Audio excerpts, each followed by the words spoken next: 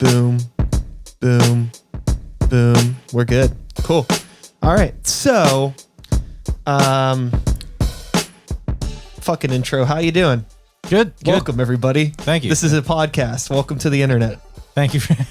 It's I've heard a lot about it. I'm glad to finally be here.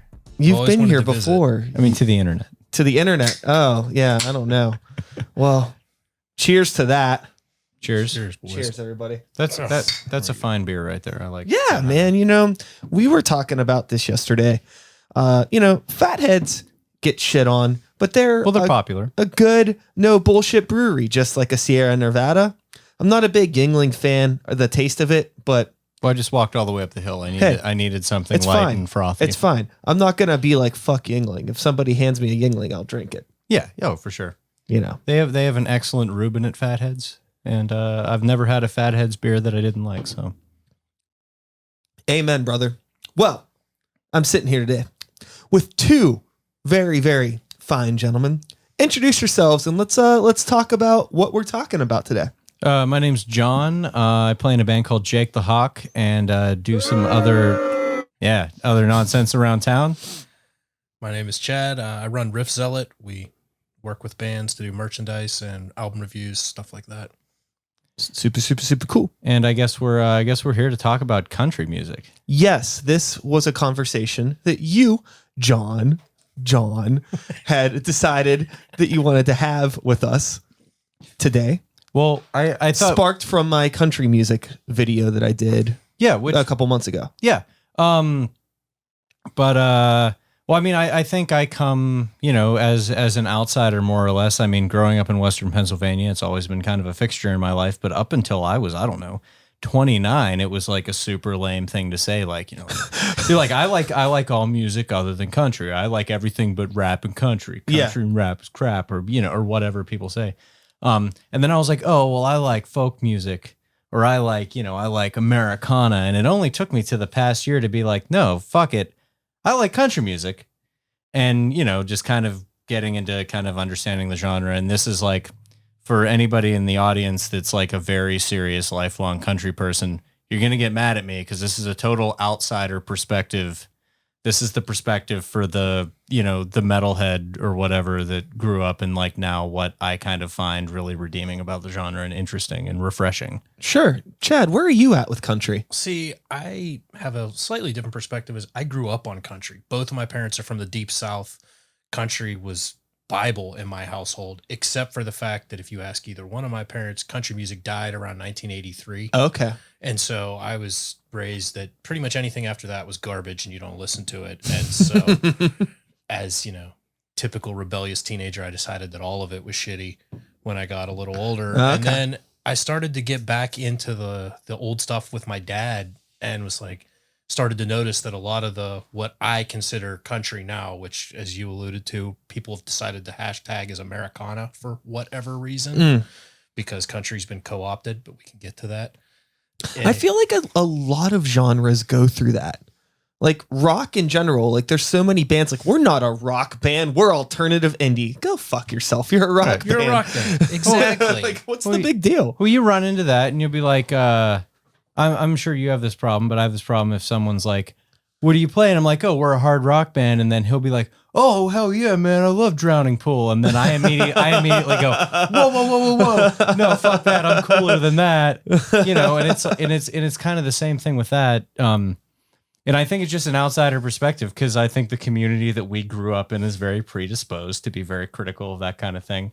But I think, just realizing that there's the whole subset of it, like with any genre, that's super great. So I think that's kind of what I wanted to come on and talk about. Like, and there's actually just recently in the news, some like really cool things coming out of that community. So that's the flag I wanted to fly today. All right. So, well, let's start at the start. I am somebody who I mentioned before in my video that I posted that I don't have a problem with country music. I just don't know anything about it. I haven't taken the time to really dig into it, but I hear things and things are cool that I've heard. So what would you suggest to somebody like me, an artist? Who should I listen to? What, yeah.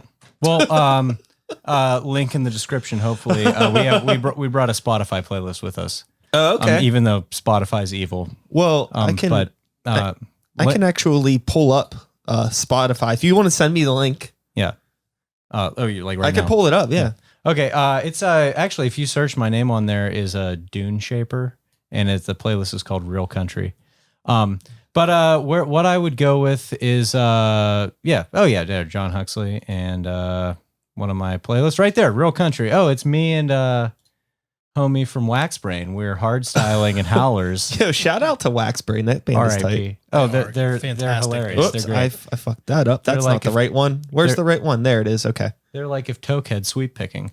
But so I don't know, just I'd say Tyler Childers making a lot of waves with his political statements lately, but also amazing singer-songwriter. Billy Strings, just playing really great traditional bluegrass, but again in like kind of a modern, relevant way and not just an old guy way. Sturgill Simpson's great. Jillian Welch. Chris Stapleton, as well as if you go back to his band he used to be in, the Steel Drivers, some really good stuff there that I actually think is really accessible to fans of rock because there's a lot of elements that I think you'd find familiar. This playlist you got to shuffle. See, there's a whole lot of Tyler Childers on here. Yeah. We Well, got our Sturgill Simpson. You got to shuffle the playlist. You can't just fair enough. A lot of Billy Strings, various, but it's not a very long playlist. But it's just like kind of like the sound that I'm. Honestly, like the thing that I find really appealing is kind of people that have kind of the more traditional kind of bluegrass kind of instrumentation and production. That's really refreshing to me is like a metal guy or a hard rock guy or whatever. Because like homie, I can hear you sweep pick. I can hear all the the nice production and the cool. And I've listened to Pink Floyd and all the layers and soundscapes. Like I get it. Like what's really exciting to me as a listener right now is, oh man, that's just a guy with an acoustic guitar and a guy with a mandolin and a guy with a fiddle, and they're all singing harmonies and it sounds sick, and they're all better musicians than I will ever be. And that's like super cool. Or there's a guy playing a Telecaster just through a clean amp, which is terrifying to me because I'm a bad guitar player. And he's just like killing it, and like that's super refreshing to me. And it's got, there's a lot of musicianship and a lot of soul there, and there's a lot of songwriting. Because like growing up, I would have told you that I thought that lyrics were stupid. They're in a song as long as they're not too dumb. They're fine. But I think it was just because I kind of grew up in like the new metal era, and everything was just kind of really down the center lane. Whereas like this is a genre that like that the lyrics are really a cornerstone of it, and there's some really cool things, and it's not. And I guess what I'm talking about is not the kind of top 40 country, but this. What people call Americana. It's great. I kind of came in. That was a terrible speech. Did that make any sense? I think that is where a lot of confusion maybe happens with what country is, because like rap and hip hop and every genre goes through this. You know what I mean? Like people hear rock and they're like Drowning Pool. Yeah. Well, people who hear country and they're like Luke Bryan. Well, I think there's an assumption of a lack of relatability. I don't live in the woods. I don't drive a truck. I'm not a Republican.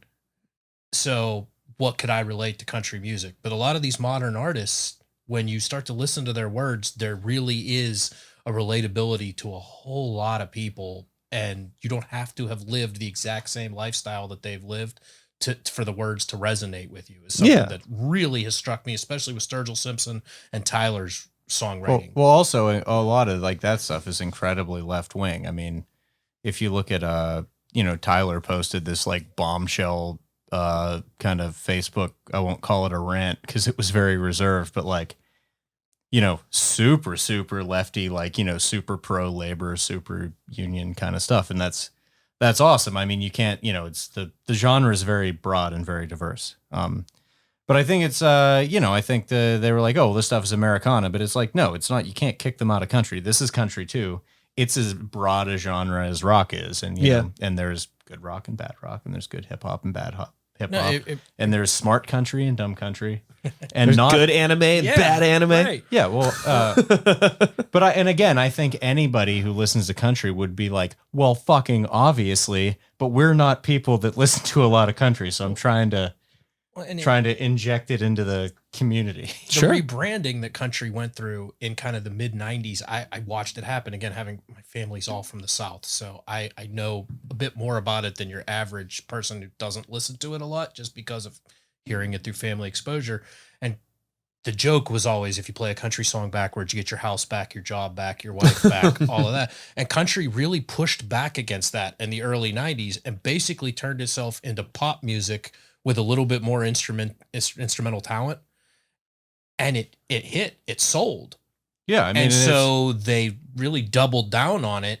And for the last 20 some odd years, that's been what country is basically pop music with a little more dobro. traditional, country music with a dobro sample. Yeah. Or, pop music with, oh, it got a slide guitar. It must be a country song now. Whereas if you took genres away and played a lot of, like, I'm not going to name names. I don't want to insult anybody, but you play some of these more popular country artists now. If I played that to you in a vacuum and didn't tell you this was a country artist, didn't let you see a picture of them wearing a cowboy hat, you would not assume this was a country song. You would assume I had pulled this from the latest top 40 station. So it's almost like they created the genre of Americana to stuff all the artists that were doing things the traditional way in. Yeah. Sure. Because they didn't want to mess up their new brand of country. And there's nothing wrong, if you're on a pontoon boat at the regatta, like, that's like Luke Bryan's killing it at doing that. But it's just a thing. I think there's definitely There's a place for everything. for pop country, and I'm not even like Yeah. gonna be like, oh fuck that, even though I'm not really interested in it. Oh, It's just I hate it, but I acknowledge that there's a yeah, place for I it. think that the world is a miserable place, and everybody deserves to have happiness somewhere. If Yeah. it's Luke Bryant, whatever. We're Is not it- going to be is on the it- same boat anytime soon. But Is it Brian or Bryant? I have no fucking idea. Cool. He's Gwen Stefani's guy. That's what I know. Wait, really? Isn't he? I don't know. Yeah, I think. Oh, Maybe. oh, wow. She really sold out. Yeah, She apparently only well, likes there- guys whose there- music I have no interest in listening. There's a great Tyler quote, because he gets asked all the time, or he like won some award for being Americana, and he was like, fuck off, I've never played Americana in my life, I'm a country artist. And he said like the pop country or whatever is confusing the props for the play.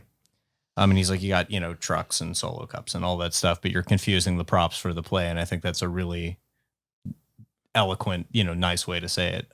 That's interesting, and everything has a place. Yeah, and I think that people really, no matter how like intricate and understanding, I think people really lean on stereotypes and assumptions. Sure. I mean, like from anything to, music to political leanings to condiments that they put on their French fries. Like, people make assumptions about other people based on the small things that they enjoy. Yeah. Well, I mean, And things in boxes. yeah, because I guess it's easier to digest things that way. And I feel like for a lot of people, I mean, it's really, most people, grow up listening to Drowning Pool are probably going to be listening to Drowning Pool until, they're fucking 50. They're probably still wearing their Ozfest 2001 shirt on the weekends, But I have a retort, but go okay, ahead. I was gonna say, but it's like, even though these people may be interested in some of this other music, more harder edge traditional country, it's just like you got to put them in that place. What you said, like playing something to them blind without the cowboy hat, without all of the branding. And I think that was where I fell into an understanding of this stuff. Was I found that some artists that I had been engaging with had some country leans. Yeah. Like somebody like an Emma Ruth Rundle. I was like, I love Emma Ruth Rundle. And I was like, this kind of sounds like country. It pretty much is, but it has a little bit of a darker edge that connects with me. Yeah. But you could put a country get up on her and she could probably play for anybody in fucking, Alabama. And it plays on what you said, that nuance takes effort, and people don't like effort. So they would just rather assume that all country music is this way, all hip hop is this way, all heavy metal is this way, because then I don't have to think about it. This conversation that we are having, we could have about literally any genre. We're just having it, to an audience of, punks and hipsters and metalheads and stuff. Sure. So that's why we're talking about this. By the way, that new Emma song with Val, The Valley, that came out this week, I didn't listen to it yet, but I'm sure it's good. track of the year. Yeah. The first one she did drop with Thou a little earlier was great, really heavy. This one starts off like an Emma song, and then it just goes and goes and goes. And then when like the Thou part kicks in, track of the year. It's an 8-minute song that's actually interesting for 8 minutes. No, I'm so mad when it ends. It's so good. It has nothing to do with country music, but goddamn, that song is good. Yeah, no. I think that's a really, really cool collaboration, because I feel like, especially when it comes to Thou, they're like a band that I think does really, really cool dynamic stuff, but it's just not dynamic enough for me. Well, I mean, like, I've seen them, like I did sound when they played at Get Hip, and like they were all super, super nice, and like they're super really, really professional, really, really cool. They played a really good show. I was like, I totally get this. It's not 1000% my thing, right? But I understand what's happening here. But like hearing them with the Emma stuff thrown in really just adds that nice, like, you know, you're a chef, you know, sometimes you just need a little bit of lemon juice and it throws everything in a different place. Sure. I mean, they, no, I mean, Thou's a super great band, and all I hear about is like professionalism and musicianship, and they're just like the best. And like having that extra weapon of Emma with them just gives them the ability to be so much more broad than they are. Because, Thou, I got to be in a particular mood to listen to Thou or Conan or Primitive Man. I'm sure somebody will be like, oh, those guys aren't the same at all, but they are to me because, you know, I got to be in a particular mood. But with Emma, Thou just like, and also the same with Emma, like Emma does a thing that I love, but them together, they just, it's incredible. It was like the day Thou clicked for me. I bought Rhea Sylvia on vinyl and was listening to that album and realized this is what grunge would sound like if all those bands hadn't died of heroin overdoses.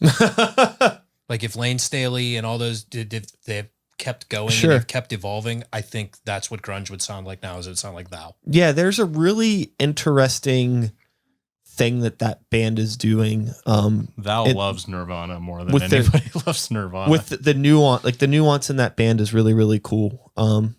I'm happy they exist. Yeah, I'll throw that out there. I don't listen to them enough, but I'm happy they exist. Well, I mean, I don't listen. I would never thought that a Thou song was going to be my track of the year, but right now that Emma Thou song, like, absolutely. They also killed that Alice in Chains cover on the Dirt redo. Oh yeah, their version of Them Bones is incredible. But anyway, back to things that you wouldn't expect country music. Yes. And just engaging with it.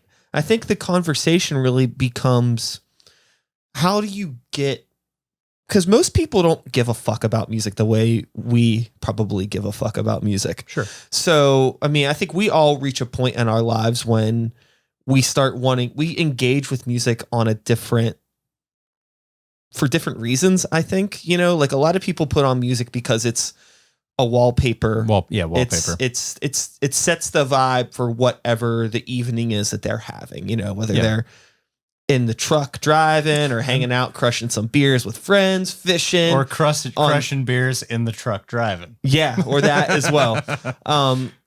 But I think that active music listeners, it's a lot easier to have a conversation like this with. But the point, I think, is you want to reach non-active music listeners and try to get them to change the way that they feel about and engage with music. But I don't know how you do that. Well, I mean, at that point, I mean, you're just talking about like what things appeal to you sonically, what things appeal to you melodically. Like, you know, some people find the sound of like, you know, a violin like really appealing, and some people find the sound of that to just be really off-putting, just like some people find the sound of an 808 to be really appealing, and some people are like, gross, you know. That's just the way it is. I mean, and if you're there's nothing wrong with that, and, you know, do what you do, and not everyone is like a super aggressive, you know, meticulous music listener, and there's nothing wrong with that. So I mean, but how to engage with those people? I don't think it's really. At some point, I don't even think it's really about like winning hearts and minds. It's just about, you know, but if you're interested in it, it's out there. I think that's more the thing, is if you are interested in it, there's something out there for you. Yeah. It's I think you hit the nail on the head there, though, as a lot of modern country music as what you would hear on the radio. is designed to be pop music for rural America. Nobody sits down with the latest Taylor Swift album and goes, I'm really going to dive into this and I want to analyze this and really look into it. I mean, someone has, and I think Taylor Swift takes her art seriously, but it's not good art. But with a lot of the Americana, you got to work at it a little bit. You actually have to listen to the words, listen to what's going on there. And if you want background music, it's probably not for you, and that's okay. But it's never gonna really, again, appealing to the masses. It's probably just not, because the masses don't really want to sit and really deep dive into an album, because if they did, the stuff that was popular would be completely different than what's popular. Well, it's like, Five Finger Death Punch fans don't want to listen to Opeth, and I can't even make a hip hop comparison because I only know what I know, so I can't even make that analogy. But Run the Jewels would jump in there for me. But you get my point. I mean, but that being, I guess the point that I'm trying to make is that if you're looking for it, it's there. Like, I mean, if you want to hear like, just like miserable, pissed off anti-company music, it's there. If you want to hear like just amazing, brilliant musicianship, like, just, next level arrangements and nuance, it's there. Like, if you're looking for that, it's absolutely there, beyond kind of what is the over marketed stuff. I've always thought about, if I had the ability to go into a time machine, right? Being in the 60s and 70s, and artists that are super revered now, you know, what was their like public persona really like then? Like, sure, Led Zeppelin was a big band, but how big were they if you were living in that time frame? You know what I mean? Like Johnny Cash. You could, a big musician, but like the whole idea of pop culture barely existed back then. So it's like, people were like, oh, things were so different then. And you romanticize this idea of these artists that were so big. But I feel like there's a good chance that Johnny Cash was no fucking bigger than how Sturgill Simpson is today. Absolutely. It really hasn't changed. It's just our perception has changed. Well, you go back and look at the charts and what was popular, what actually sold well back then. And then you go and listen to your classic rock station. You're like, none of these songs are the songs that get played on the classic rock station. Again, like Led Zeppelin was panned at the time. We romanticize it, and now we look back and go, look at all that great music. And you're like, well, there was also a lot of shit back then too. And that shit sold incredibly well. We just have chosen not to remember it because it was shit. Yeah. Well, I mean, like if you look at the Eagles, they were popular and successful, but the Eagles didn't become the Eagles trademark until they invented classic rock radio in the 80s after the Eagles broke up. And then it was like, oh man, back in this, when I think back in the 70s, the Eagles, they were doing arenas and stuff, but they weren't the Eagles, in big old, so yeah, I mean, you could say that about anything, like, rose colored glasses on anything, but, and I honestly, I don't know that much about the history of country music. I mean, about what people would, I know about, Hank Williams the First, I know about Johnny Cash and Johnny Paycheck. And I know that, everything that I learned from Tales from the Tour Bus on Cinemax, which is really good and you should watch. But I mean, I don't know anything about it. So I think that's what's valuable about my message, is that this is a pure cold outsider perspective. Sure. I think that there is a lot to probably learn about in terms of the history of country music. But at the same time, I don't know a whole lot about the history of classic rock. And I love rock. Well, and I don't know. It's interesting to know, but it doesn't affect my enjoyment of it, really. I don't know how much we're supposed to know. It's just I like that. I like these old Iron Maiden records, but I don't know every fucking detail about the band, and I don't need to know every detail about the band. Well, and I'm interested in that, and I'll watch documentaries about albums that I'll never listen to, and I'll be like, oh, this is the first time that this was ever implemented on a record. That's fun. But when I'm hanging out, I'm not going to put that on and be at a party and be like, hey guys, this is the first time this was ever implemented on a record. You like what you like, and you like, sonically, whether it's pedal steel guitar, whether it's 808, or whether it's, a Mesa Boogie triple rec. Like, you like what you like and things speak to you and everything has a place. I guess it's kind of like if somebody's like, well, I like all music except country. Why? Like, why Right. are you saying that out because loud? it's because it's cool to say that. Well, I don't think people really think it's like, I feel like there's more than that. Like what, like how Right. did that get beat into you that this is something like, that you say? Well, What is people it say that about rap country too. that Yeah. you say that it's driving you away? Is it the assumed political ideology? Is it the assumed There's twang and whatnot that you just is sonically something you just can't get into? Is it that you have only heard really bad country music? Well, there is an assumed political ideology, and it's partially just like where you're at, like probably and just like if you grew up in like a hard rock context, probably the only country you've been exposed to is what you heard at the mall, and like of course you're gonna hate that, and I hate that, and so like you can't blame anybody for that. It's like assuming all Italian food is the Olive Garden. Exactly.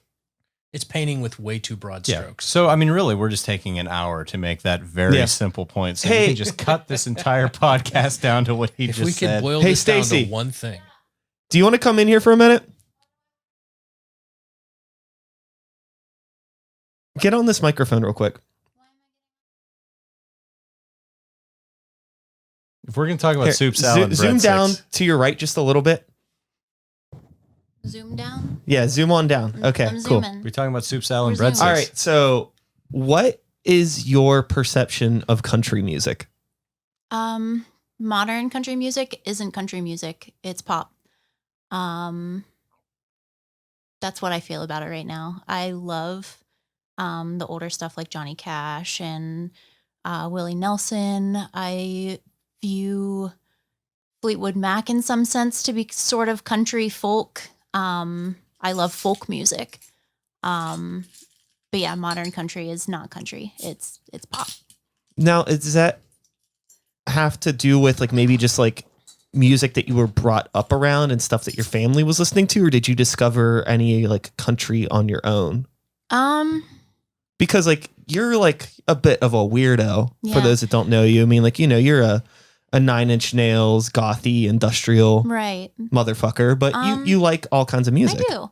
I grew up with like all kinds of music because my dad was just well-rounded in everything, even like to think of. So he just made sure that I was exposed to a lot of different types of music growing up. And I just kind of made my own I don't know, assumptions or thoughts based on the different things that I heard. We would talk about it, what I liked about different things and what I didn't like about it. And he would like quiz me on different things too sometimes, but just like, I guess growing up in the 90s, I kind of missed like a lot of like that older stuff that I told you I really liked. Well, that's why you got to and I was listen to kind our of more playlist. into like I kind of was like hearing on the radio more like Shania Twain and all of like Leanne Rimes, and that's whenever that country crossover into pop kind of was happening. And for the longest time I was just like, I don't like country music, but growing up and like realizing that like it's not actually country music, it's pop. There's different types of pop that I do enjoy, but like for some reason that crossover, That's an it just interesting doesn't point. mesh with me Yeah. for some reason. Because I think there's definitely pop music that I like, Yeah. that I've Yeah. always enjoyed. I just think kind of feel like the country music that is happening now is like a lot more like whiny and like you're complaining about something, or maybe it's like a love ballad, but usually it's about like it just seems like there's a lot of like domestic violence happening in it, which upsets me. Carrie Underwood, she's super talented, but like in half of her song, she's talking about like keying some dude's car because he cheated on her. That song is fire, though. I sang that song at karaoke once. It's just sad, and then though. some meathead was like, I had no idea you were gay. I was like, what are you talking about? He's like, well, you just sang that song. But I was like, no, that song just rules. And then, like, I don't even know you. yeah, I don't know. Glad we agree on that. No, I'm with you. Well, check out this wonderful playlist we made called Real Country, because we know everything about Also, if you about like country. Industrial, there is technically country industrial. Oh, good. wow. Oh, Hank, Hank the Third made that up. It's terrifying and it scares me a little, but it's pretty cool, and my kids actually really like it. I don't know anything about it. That Hank the Third new scares song, me in general. That Old Town Road, that's technically like. Oh, the Lil Nas X song? Yeah. Yeah. It does have a Nine Inch Nails sample. It in it. has a Nine Inch Nails sample on it, and it's like it's got Billy Ray Cyrus on it, which I guess makes it country, but also pop. We were just talking about but that, and also we were saying that's they took a Nine Inch Nails sample, so it's just like, what are you trying to do? Sell records. It's No, Yeah, Hank 3 took That's what they're trying audio to do. recordings They are, of but- what do you call them? Auctioneers at cattle auctions, and ran them through like distortion pedals, and then played really heavy country over top of it and released it. And it doesn't make any sense, but if you like industrial, it scratches that itch. Hank 3 is a whole podcast on his own. He's a weirdo. I feel like there's even some stuff like some of like the darker experimental Tom Waitsy stuff that could be like, it's like, this is kind of industrial, but not like electronic, but like in its rhythm. Yeah. 'Cause it's very mechanical sounding, but then it also has that weird sort of 219 by Tom Waits on his Orphans, Bastards, and Brawlers record is the perfect country song. It's just slightly too heavy to be a country song. yeah, it's weird. It's fun. Yeah, I mean, and all genre bending is cool. It just, yeah. But I would think the point you made was the perfect point, which was it's not country, it's pop music, because they've, kind of figured out the formula for pop country, and that's kind of taken over the whole shit. Then they said everything else was Americana, and they're like, no, we're not. Mm-mm. We're still country. Yeah, it really does seem just to be a battle about labels and verbiage more than it actually is a musical thing, because musically they sound nothing alike. You would never listen to a Sturgill Simpson song and confuse it with a Florida Georgia Line song. I think it's really important probably for artists like Sturgill Simpson to take the name back. It's like, I am a country artist, or how Tyler Childers is doing. Yeah, well, they both did that, and that was like, I mean, like, not that anyone cares what I think, but like as a fan, like a year ago, like, because I was always like, I don't like country, I like folk. But then finally a year ago, I was like, no, fuck it. I like country music, and I don't care what you think, like, they're absolutely taken aback. Or even like Chris Stapleton, who's like the most popular of what I would call good country. Even like, people would be like, oh, he's not country, he's folk Americana or something. Like, I think he's probably flying the flag the highest right now. But yeah, I mean, it's just just like, what is heavy metal or what is hip hop or what is anything? It's just the same in any genre. It's just, we're just talking about this because we don't know anything about it. Or at least that's my perspective. When it comes to country music in the pop sphere, it's really interesting because artists like a Garth Brooks, he's the highest grossing concert performer of all time. I don't know much about Garth Brooks, but I don't have a problem with him at all. I actually don't hate Garth Brooks music because it reminds me a little more of the country that my parents played for me when I was a kid. It's definitely got a Waylon Jennings kind of feel to it, and it's a little bit outlaw in some aspects, especially some of his earlier stuff. He also had some great people like Warren Haynes from Government Mule writing songs for him in his early days, and those are actually the best songs on those records. But him and George Strait are cool. There's a Netflix. There's nothing wrong with a lot. There's like of a that Netflix stuff. documentary about Garth Brooks that's just come out, and I didn't watch it because I was like, man, I hope there's nothing in here that's going to make me not like him. And I feel like there's a reasonable chance there's going to be, so I'm not going to watch it. Garth Brooks is like the arena rock of country music. Like you can shout along to the choruses and they're all about I couldn't name a single Garth Brooks song. Friends in Low Places. You've never heard of that song? That's not Garth Brooks. Yes, it is. Yes, it is. Oh, okay, cool. I can name a Garth Brooks song. I had no idea. No, that song's fine. Well, I remember I used to get like pissed when I was in college and I was like in the bar, like loading the jukebox with the Mars Volta just to piss people off. And then that song come on, I'd be like, what the fuck? But now, like, excuse me, back when I was like at Howlers, RIP. Yeah. And like that song would come on, I'd be like, all right, I'm about this. I wonder if there's a thing with just, I don't want to say getting older, but just like maturing as a music listener. And that maybe doesn't even have to do with age, just as much as the amount of music that you're intaking. You know, like once you've listened to so much stuff, I feel like it's easier for your palate to open up and you start understanding and listening to things for different reasons. And maybe you can appreciate music on a different level. Because I feel like you probably listen to a lot of music. I don't think it's necessarily your palate. I think it's necessarily you having that conversation with yourself where you're going to be a little less pretentious, because we're all extremely pretentious in our own ways. But you kind of stop being pretentious with yourself and be like, I'm going to give this a chance. I'm going to, find things that I like in this, and I'm going to understand this in its own artistic space. I think it's important too to ask yourself, who is this for? Like, I could watch kids' cartoons with my kids and make fun of them all day, but those aren't for me. They're for little kids. And music, I feel, is a lot. They don't make a lot of pop records for 40-year-old white dudes from the suburbs. I'm not their target demographic. Yeah, well, I don't have ska. to like it. I could like it, but I don't have to like it. But I'm not who's supposed to like that. And I feel like if you ask yourself that before you start shitting all over something, you'll save yourself a lot of time.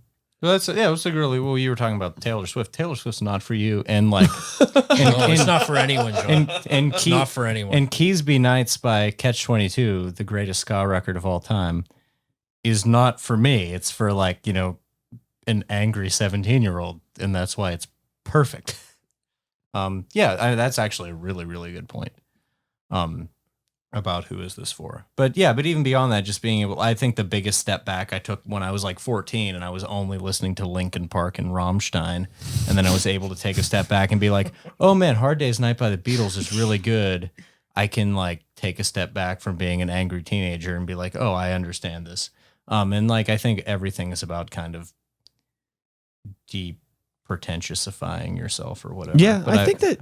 I think that's your whole, that can apply to all aspects. I don't of life. love Rammstein's music, but I'll go see him live every single time. Oh, hell yeah. Because I've never seen anything that insane in my life. I love Rammstein so much. I don't give a shit about their live show.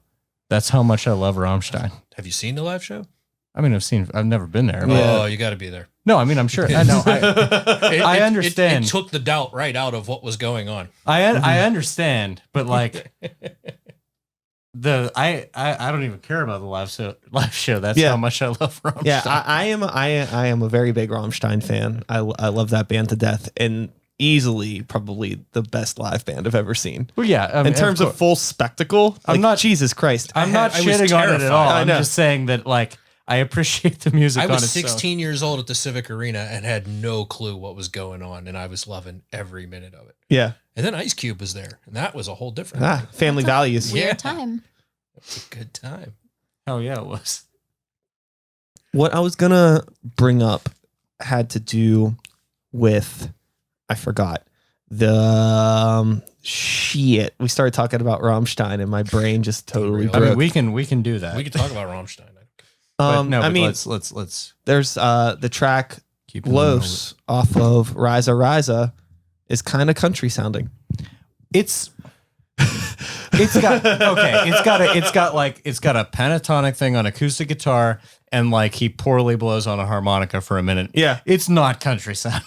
I said kinda. Yeah, no, I know what you're saying, and I remember when I was, I mentioned this in this video we were in. When I was 16, that album, I think I was 16, that album came out at like midnight on iTunes, and I stayed up to download it, and I listened. Then I burned it to a CD, and I put it in my Discman and laid in bed because I had bed because I was in high school. And I listened to the album for the first time. And I remember when I heard that song and I was like, all right, I'm sophisticated. I'm listening to, this is multi-genre shit. But see, speaking of genre bending and whatnot, so many people that I know that would tell me, I hate country music. How do you feel about Southern rock? Oh, I freaking love it. It's okay. And it's like, dude, it's one notch over. Yeah. It's one hair over. It's just, it's right there. Oh yeah, like if you want to sit like there and all the listen kids to that live in Lynyrd Polish Hill Skynyrd- and say they hate Lawrenceville. right. It's one notch over, bro. You're the same thing. It's the same thing. It's I don't know. It's a whole different demographic, though. I know. I just wanted to throw something out there to get people ruffle some feathers. Oh, yeah. I'm making a bad joke. I didn't mean to cut you off. I'm sorry. no, it's the same thing. It's all the elements that make Southern rock so great. Yeah, Where that all those rock bands from the 50s and the guys that were starting to create the new rock sound in the 60s and 70s, when they lived in the South, they had grown up on country music and they incorporated what they knew into the sound, and it made music that's still incredibly listenable, incredibly enjoyable today. Sure. Yeah. No, it was Southern Rock Rules. That's a whole different hour, but Right. Southern Rock Rules, and we got to take that back from, idiots lately. But Does Southern rock even still exist? Like that sound? Are there bands that are? Blackberry Smoke would definitely be an example of country rock. Would it be like a lot of bands that somehow got accidentally looped into like the doom metal scene in one way or another? like us. Yeah. To an extent, and I think now they just call them rock bands because, let's be honest, very few people do what we would consider traditional rock and roll anymore. Yeah. But that's yeah, because there's a lot. subgenres And exist. again, what I've noticed more now is it doesn't necessarily have nearly as much to do with geographics. Back in the 70s, all those bands that were making that sound were coming out of Florida, Georgia, North Carolina. Well, that's because Alabama. radio was way more localized. Some of the better before. Southern rock bands I've heard are from Canada. There's a band called Monster Truck. They sound like Wow, what a band name. They sound like Leonard Skinner songs you haven't heard. Yeah. They're from Alberta. And Blackberry Smoke, they're from North Carolina, but it doesn't have quite as country a feel, but it's definitely Southern rock. Yeah, people do everything everywhere now. I'm sure there's a great Southern rock band from fucking Hokkaido right now. Yeah. You don't even know. Yeah.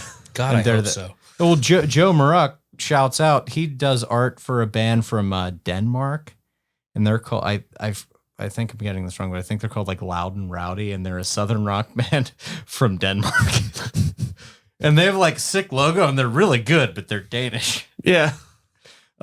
So I mean, regionalism doesn't exist anymore in the age of the internet, but I'm sure people are still doing Southern rock, and I'm sure it's awesome. I'm not up on it. When I want to listen to Southern rock, I want to listen to Saturday Night Special because it's dope. And Almond Betts band, they actually were just here a couple weeks ago. Very good. Oh, yeah. It's Dwayne Allman's son and Dickie Betts' son, I believe. And yeah, they kind of sound like the Allman Brothers. They're doing new stuff. Not familiar, but Derek Trucks is the best slide guitar player in the world. On the planet. Hands down. I feel like there's The world and the planet are the same. No. there's an interesting concept around what people perceive as being country versus the things that they know, which we have kind of been talking about here. And I think that it's just getting people to interact with these. It's a point completely went outside of my head. I'm still thinking about Rammstein, and I apologize. I mean, we can talk about Rammstein. I think that With you had your Olive Garden thesis, so we made our point, internet, about the country music. So we can talk about Rammstein if you want. Listen to my playlist, Olive Garden, nailed it. What do you think if, man, we're in a bad spot right now. What's the one that says eat do? I'm sorry? There's one that says eat on it. Can we just push that one for an hour? It would probably be more advantageous for your listeners if you just push that for an hour. Okay. Well, All of these buttons used to mean something. They don't really anymore. I just never took the tape off.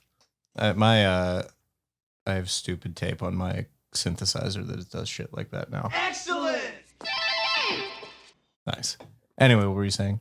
I have no fucking idea. Well, you were already derailed, and then I just... totally derailed. The interesting thing about music is that a lot of people may not take music as seriously as maybe any of us do, but it still somehow leaves this impact on them as a person and who they are. Certainly. Which is really interesting. And I think that it's already been mentioned, but I think that there's just this thing with country that is so like, this is not me. I can't relate with this. I think everybody, I want to say people don't take musically as seriously as we do, but I think everybody takes music extremely seriously, but in their own way. Yeah. Even if it's like wallpaper or whatever. I mean, some people will be like, no, bro, I don't. But I think everybody takes music really seriously in their own way. But that being said, no, I just think it's a cultural thing, like, where you're, what you're hearing. It's just like a easy thing to make fun of. It's just low hanging fruit. But I think And again, this is a bunch of people who live in the city having this conversation. Yeah, I mean, if you went into the rural these areas, are people that are talking about, probably say the exact same. Again, you could. We're swap talking rap. about Rammstein, so like that's our point of reference. But no, but I mean, well, I think that's probably what's so refreshing about it for me, because if I could pick one word to like describe my like super fervent interest in like new country music, is refreshing. Because it is for me. Like, I mean, it's, as a musician, it's absolutely for me. It's, there's musicianship and just excellent songwriting. As, somebody who's, socially, politically interested, it's for me. It's absolutely, it's got, everything, like all the topics that I care about, talking about them in a really like earnest, genuine, candid way. Socially, it's for me. Same thing. And just artistically, it's for me, because like everything you try and do, like as a band, and you're like, what's the worst thing you can be? It's like overproduced, bro, or something. All the stuff you're trying to be like, we're trying to be more raw. We're going to sound more live on this one. No one sounds more live than these guys. No one sounds like they have better musicianship, because they're just sitting down and doing it. And like, that is so goddamn refreshing, as a guy that loves progressive rock, as a guy that loves stoner rock, as a guy that loves doom, as a guy that loves Rammstein, as a guy that loves all of these things that are like make up my entire being. What's really refreshing is hearing somebody just kick ass at getting the soul of what we're really going for and doing it in a totally different, like minimalist, different way, but still just nailing it. It's refreshing. It may not even necessarily be a different way as much as it is just like an authentic approach. way. Yeah. Well, it's genuine. I don't think we're less genuine or they're more authentic or anything like that. It's just a different approach. We're all going, I mean, everybody is going for the same thing, but like, it's just a different approach. And that approach is refreshing. I mean, I think that there is something to be said. Nothing against any bands out there, but like, when like you're at a show and a band is about to play that you've never seen before, and you already know exactly what they're going to sound like based off of the t-shirts that they're wearing and the heads that they have on their amps. Yeah. Like, that's kind of exhausting over a period of time. That block letter 5150 and that Mesa Boogie. Yeah. After a certain period of time, it's like, this is all the same. And like, it's as a musician, it's like, okay, well, it's not wrong for you to want to emulate the things that you love and have fun with your friends and play music. That's cool. Well, the reason we're sick of it is because we immerse ourselves in it. Yeah. We're sick of it for a reason. It's not anyone's fault. But anyway, continue with it. I think that but it's like, I wonder how much, like, you have to find music accidentally. I think it's really hard to be like, oh, I'm going to go out of my way and I'm going to give country a chance. Most people won't do that. I feel like it's going to be a thing where maybe they hear a song in a movie and they can't stop thinking about it, or they're on a long drive with some friends and someone's playing it. I really discovered Sturgill Simpson was the unfortunately short-lived HBO show Vinyl. Sturgill Simpson wrote and performed the theme song to it. Okay. And I heard the theme song. I was like, this is dope. What is this? And I was like, who's this Sturgill Simpson cat? I'm like, oh, he's a country guy? Well, that didn't sound like a country song, but maybe I'll check it out. And here we are several years later. I'm real excited. So, well, I was just gonna say, if you want to check out something heavy, I think it's the first song on this playlist, Coal by Tyler Childers. That's like one of the heaviest songs I ever heard. Like, I would even go as far as say that it slams, and it's just one vocal and one acoustic guitar. Yeah. And that track slams. So like, I think anybody that's into at least the kind of metal that I'm into would be into that song. Like, it's we're all going to the same thing. I think I just come up with this thesis as we're talking, but we're all going to the same place. We're just going by different routes.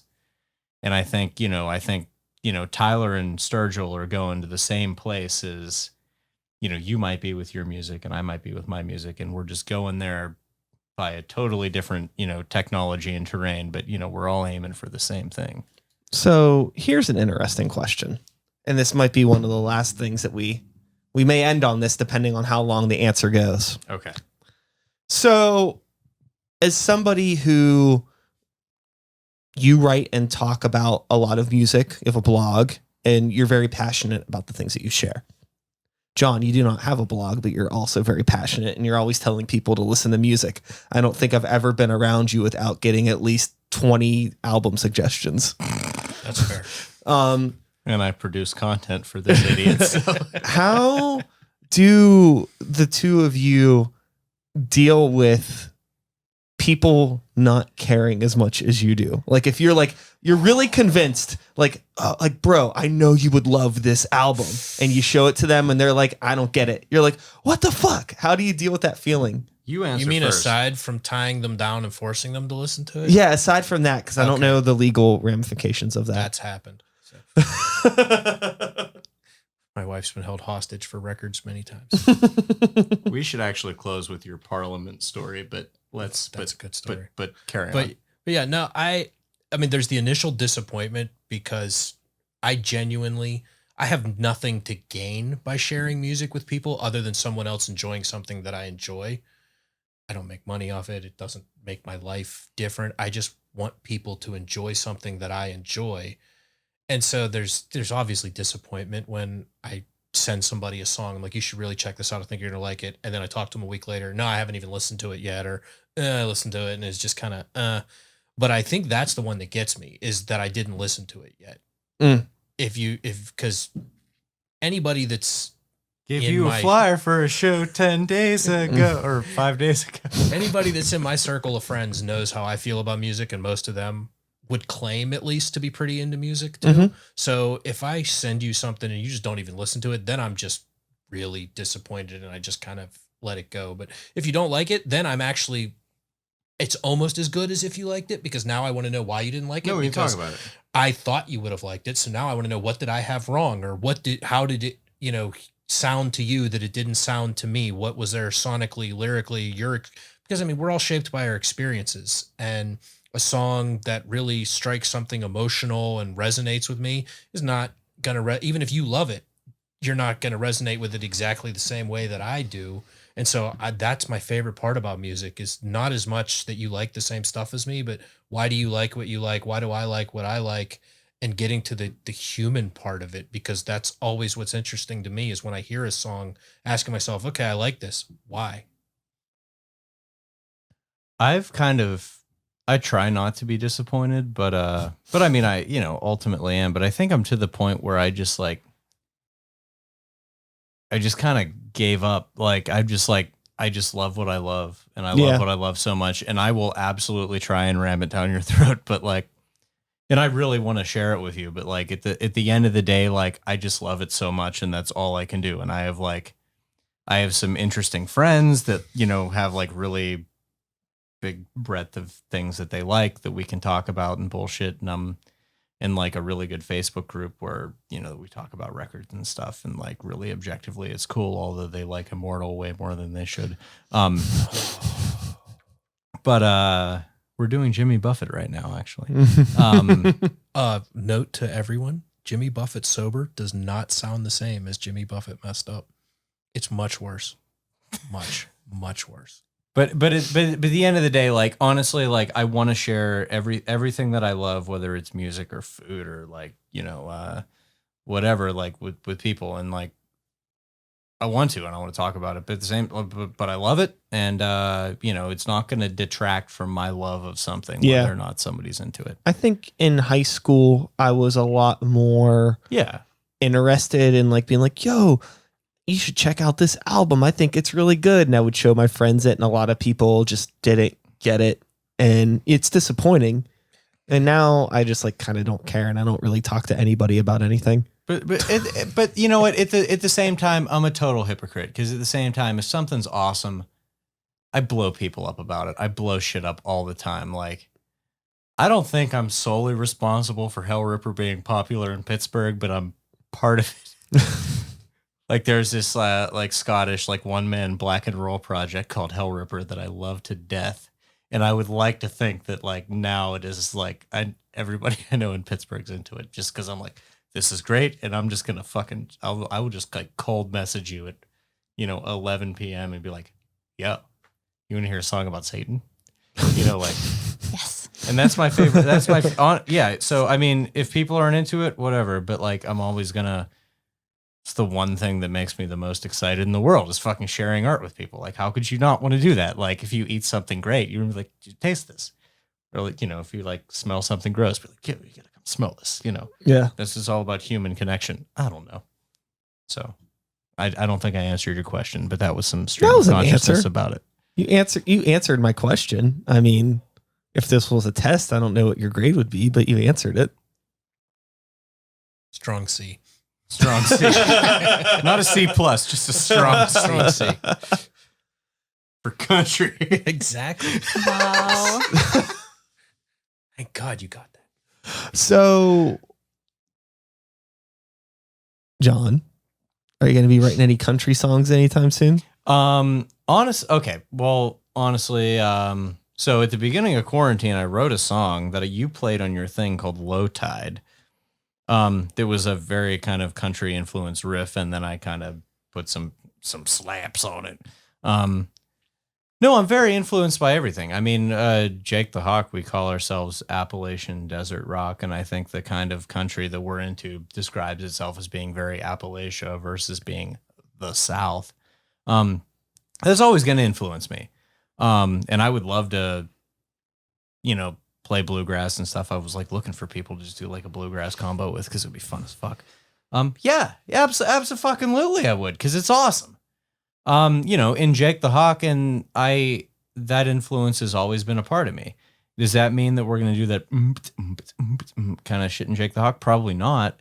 But is all of Jake the Hawk's music from the beginning influenced by the same shit that influences this stuff?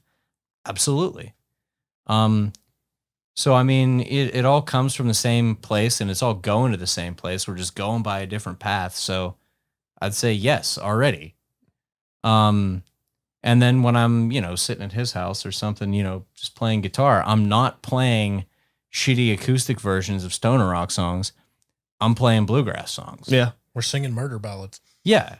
Like that's what, And honestly, like in Jake the Hawk, we're talking about like what covers we could do, and we're not covering Fu Manchu. Like, we're covering. Not that there would be anything wrong with that. It would be boring.